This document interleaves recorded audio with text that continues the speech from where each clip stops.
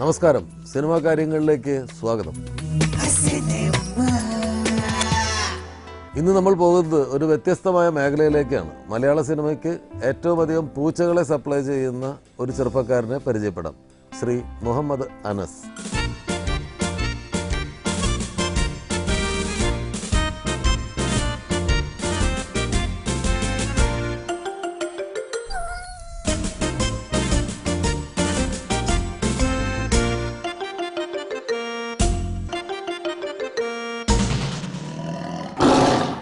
Cinema കാര്യങ്ങളിൽ മുൻപ് സിനിമയ്ക്ക് വേണ്ടി മൃഗങ്ങളെ പരിശീലിപ്പിക്കുകയും സിനിമയ്ക്ക് മൃഗങ്ങളെ സപ്ലൈ ചെയ്യുകയും സിനിമയ്ക്ക് വേണ്ടി മൃഗങ്ങളെ വളർത്തുകയും ചെയ്യുന്ന ബായിയെ പരിചയപ്പെടുത്തിയിരുന്നു. മദിരാശിയിലെ വളരെ എന്താ പറയേണ്ട പ്രാകൃതമായ അവസ്ഥയിൽ വളർത്തപ്പെടുന്ന മൃഗങ്ങളെയും അതിൻ്റെ രീതികളൊക്കെ നമ്മൾ പരിചയപ്പെട്ടതാണ്. പക്ഷേ കേരളത്തിൽ പെറ്റ് അനിമൽസിനെ സപ്ലൈ ചെയ്യുകയും വിൽക്കാൻ വേണ്ടി വളർത്തുകയൊക്കെ ചെയ്യുന്ന ഒരു സെറ്റപ്പ് എവിടെയുണ്ട് എന്ന് എനിക്കറിയില്ലായിരുന്നു. ഈ അടുത്ത് സ്വപ്നസഞ്ചാരി എന്ന് പറയുന്ന സിനിമ കണ്ടപ്പോഴാണ് അതിലുള്ള പൂച്ചകൾ, മുയൽ ഒക്കെ എവിടെ നിന്ന് കിട്ടിയെന്ന് അന്വേഷിച്ചപ്പോഴാണ് ഞങ്ങൾ അറിയുന്നത് കേരളത്തിൽ സിനിമയ്ക്ക് വേണ്ടി മൃഗങ്ങളെയൊക്കെ സപ്ലൈ ചെയ്യുന്ന ഒരാളുണ്ട് എന്നറിയുന്നത്. അങ്ങനെ ഞങ്ങൾ അന്വേഷിച്ചു.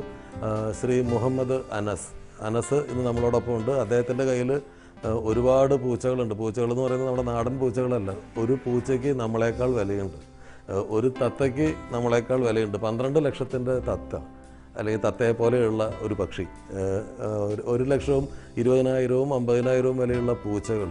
അങ്ങനെ അതിൻ്റെ ഒരു വലിയ ലോകം. അതും വളരെ ക്ലീനായിട്ട്. സാധാരണ പക്ഷികളെയും മൃഗങ്ങളെയൊക്കെ വളർത്തുന്ന സ്ഥലത്ത് നിന്ന് കഴിഞ്ഞാൽ നമുക്ക് ബാഡ് സ്മെല്ലുണ്ടാവും, അതിനുള്ളിലേക്ക് കയറാൻ പറ്റില്ല, അത്രയും പ്രശ്നങ്ങളുണ്ടാവും. പക്ഷേ വളരെ ക്ലീനായിട്ട് സൂക്ഷിച്ചിട്ടുള്ള ഒരു സ്ഥലത്താണ് നമ്മൾ നിൽക്കുന്നത്.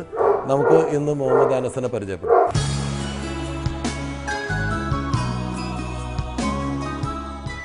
ഇത്രയും പൂച്ചകൾ, പട്ടികൾ, ഇതിനു മുൻപ് വേറെ എന്തെങ്കിലും ജോലി ചെയ്തിരുന്നു? ഇതിനു മുമ്പ് ഞാൻ എയർടെൽ മൊബൈൽ സർവീസിൽ വർക്ക് ചെയ്തിട്ടുണ്ട്. ഒരു 7 വർഷത്തോളം വർക്ക് ചെയ്തു.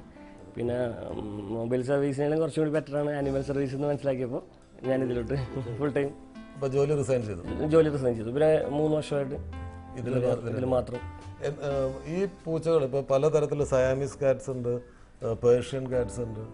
പൂച്ചകളുടെ ഈ നമ്മൾ നാട്ടിൽ കാണുന്ന പൂച്ചകളല്ലാത്തൊരു പൂച്ചകളാണുള്ളത്.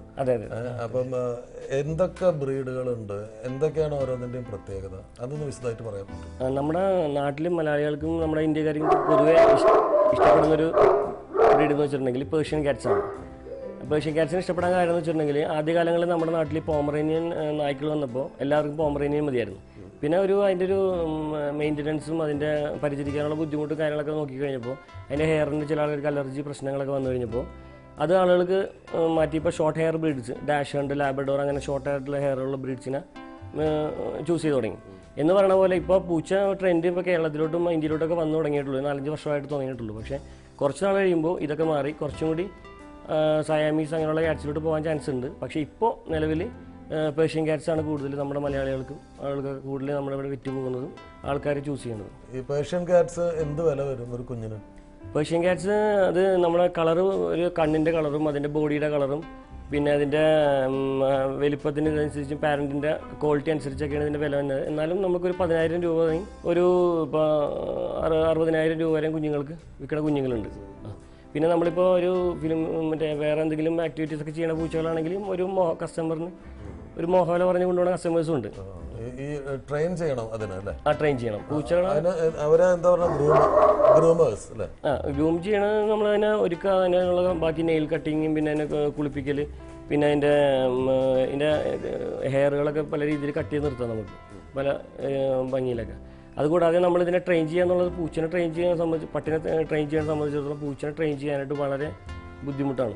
അവരായിട്ട് നല്ലൊരു ബോണ്ട് നമ്മൾ ഉണ്ടാക്കിയെടുത്താലേ അതിന് പറ്റുള്ളൂ. പൂച്ചയായിട്ട് ആദ്യം തന്നെ നമ്മൾ 1 ദിവസം 2 ദിവസം കൊണ്ടൊന്നും പറ്റില്ല. നമ്മൾ ചിലപ്പോൾ 6 months വരെ പോയിട്ടുണ്ട് പൂച്ചകളെ ട്രെയിൻ ചെയ്യാന്ന് വെച്ചാൽ ബേസിക് ആയിട്ടുള്ള കുറച്ച് കാര്യങ്ങൾ ചെയ്യണമെങ്കിൽ തന്നെ ഈ 6 months 8 months ഒക്കെ വരും. എന്തൊക്കെ ചെയ്യിക്കും പൂച്ചനെ കൊണ്ട്? പൂച്ചയെ കൊണ്ട് നമ്മുടെ 2-3 പൂച്ചകളൊക്കെ നമുക്ക് ഷെയ്ക്കാൻ്റെ തന്നെ പൂച്ചകളുണ്ട്. പിന്നെ നമ്മൾ സ്ലീപ്പ് എന്ന് പറയുമ്പോൾ അനങ്ങാതെ കിടക്കുന്ന പൂച്ചകളുണ്ട്. പിന്നെ മിക്ക പൂച്ചകളും നമ്മൾ കറക്റ്റായിട്ട് പേര് വിളിച്ചാൽ കൂടെ വരും. ഓരോ പൂച്ചകളായിട്ട് കാണിച്ചിട്ട് പറഞ്ഞപ്പോൾ ആളുകൾക്ക് കൂടുതൽ കാണാൻ രസമുണ്ടാവും. തീർച്ചയായിട്ടും തീർച്ചയായിട്ടും. നമുക്ക് അവനെ ആദ്യം പരിചയപ്പെടാം. ശരി ശരി. ഇത് അവനോ അതോ അവളോ? ഇത് അവനാണ്. അവനാണ്. ഇതിവിടെ ഉള്ളത് നമ്മുടെ പൂച്ചകളിൽ ഇത്തിരി കാർന്നൂരെന്ന് പറയാം. എന്ത് പ്രായമുണ്ട്? ഇതിനിപ്പോ വന്നിട്ട് 6 വയസ്സോളം ഉണ്ട്. 6 വയസ്സുണ്ട്. പൂച്ചക്ക് അപ്രോക്സിമേറ്റ്ലി എത്ര ഉണ്ടാവും ആയുസ്? ആയുസ് 16 വർഷമാണ് ഇവർ പറയണത്. പക്ഷേ നമ്മൾ നല്ല രീതിയിൽ കാൽസ്യവും വൈറ്റമിനൊക്കെ കറക്റ്റായിട്ട് ഫീഡ് ചെയ്യുകയാണെങ്കിൽ അതിനൊരു 30. ഇപ്പം ദുബൈയിൽ ഈ അടുത്തിടയ്ക്ക് ഒരു പൂച്ചനെ കുറിച്ച് യൂട്യൂബിലൊക്കെ ഉണ്ടായിരുന്നു. അതിന് ഇപ്പോൾ 32 വയസ്സായി എന്ന് പറഞ്ഞിട്ട്. അപ്പോൾ അതുപോലെ നല്ല രീതിയിൽ അതിനെ സപ്ലിമെന്റ്സ് ഒക്കെ ഫീഡ് ചെയ്യാനാണെങ്കിൽ അത് ജീവിക്കും. മനുഷ്യ പോലെ തന്നെ വെള്ളടിയൊന്നും ഇല്ലെങ്കിൽ കുറെ കാലം ജീവിക്കും. ഇത് എന്ത് ബ്രീഡിൽ? ഇത് പേർഷ്യൻ. ഇതാണ് പേർഷ്യനിൽ നല്ലൊരു ക്വാളിറ്റി ഫേസ്. അതായത് ഇതിന്റെ ഒരു ക്യാറ്റ് ഷോ ഒക്കെ സംഘടിപ്പിക്കുകയാണെങ്കിൽ തീർച്ചയായിട്ടും വിൻ ചെയ്യും. കാരണം അതിന്റെ ഫീച്ചേഴ്സ് ഒക്കെ ഇതിലുണ്ട്. എന്താ പേര്? ഇതിന്റെ പേര് ജാക്ക്. ജാക്ക്.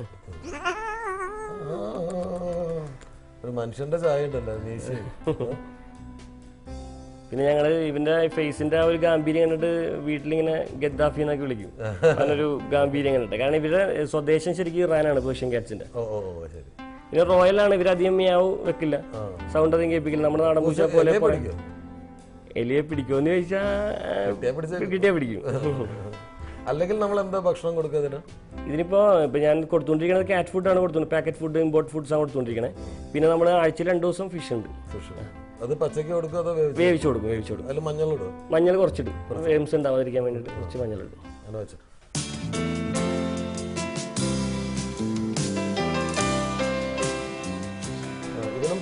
ഇവൻ പേർഷ്യൻ തന്നെ. ഇവൻ പേർഷ്യൻ ടാബി എന്ന് പറയും.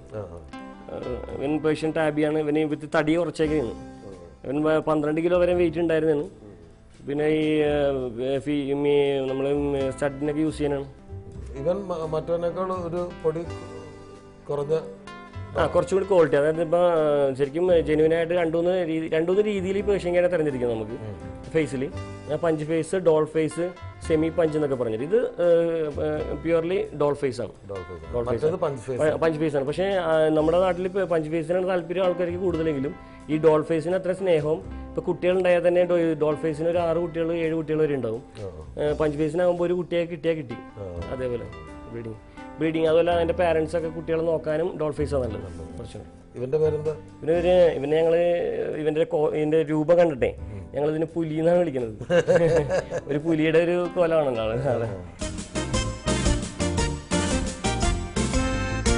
ഇത് കുറച്ച് വ്യത്യാസമുള്ളതായിട്ടാ തോന്നുന്നു. അതെ അതെ.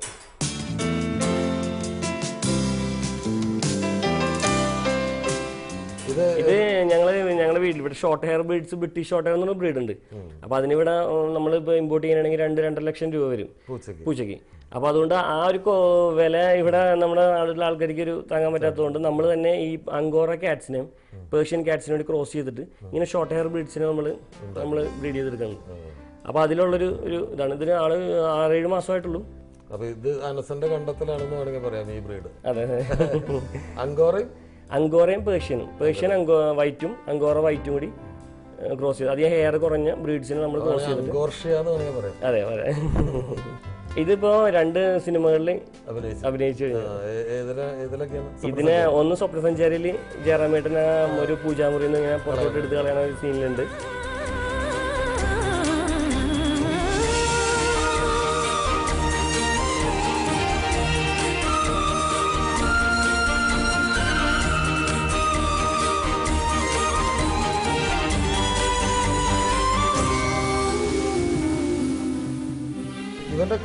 ഇവന്റെ കണ്ണിന് ഒരു പ്രത്യേകത എന്ന് വെച്ചിട്ടുണ്ടെങ്കിൽ സാർ അത് ഒരു കണ്ണ് മഞ്ഞ. അതെ അതെ. ഓഡ് ഐസ് എന്നാണ് വിശേഷിപ്പിക്കണ. ഓഡ് ഐസ് എന്ന് പറയും. ഒന്ന് വൈറ്റും ഒന്ന് എല്ലാം. അത് കാണാത്ത ഒരു സംഭവമാണ്. 2 കണ്ണുകളും 2 കളറാണ്. ഇവന് പേരിട്ടുണ്ടോ? ഇവന് ഞങ്ങള് പേര് കേട്ട് കഴിഞ്ഞിട്ടുണ്ടെങ്കിൽ പെട്ടെന്ന് പുറത്തുനിന്ന് ആൾക്കാർക്ക് മനസ്സിലാവില്ല. ഓടി എന്നാണ് പേരിട്ടത്. ഓഡ് ഐസ് എന്നുള്ളത് ഷോർട്ടാക്കിയിട്ട് ഓടി എന്നാണ്.